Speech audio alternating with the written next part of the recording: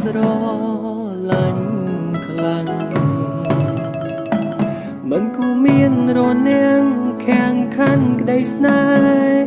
មួយនេះយើងខំត្រដោស្មងស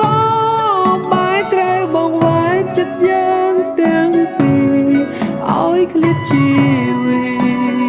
គ្មានទីណាអាចជួបជុំនឹកអូនពេញសំឡឹងមើលមេឃទឹកភ្នែកបងជាធួយធ្ងរអង្វរឲ្យអូនត្រឡប់មកវិញអូនមិនអាចឃ្លានពីបងវិលមកក្បែរមនុស្សដែលអូនស្រឡាញ់ក្នុងចិត្តតន់តែងអូនសំឡាញ់វិលវិញបានទេនួនអបងអើយអូនឃ្លាតឆ្ងាយហើយ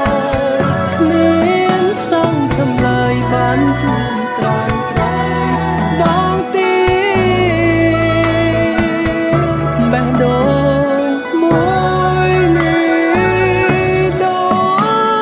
ចបែកជាពីរគ្រប់វិញនាទីនឹងដល់នារីម្នាក់នោះ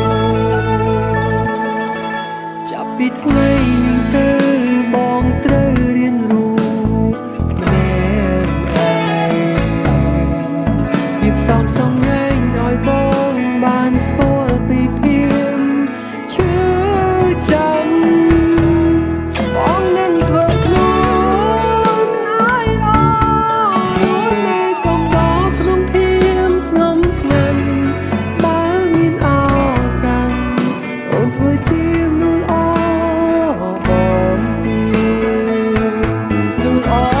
បងអើយអូនឃ្លាតឆ្ងាយហើយគ្មានសង្ឃឹមឡើយបានជួបត្រាញ់ត្រៃដងទី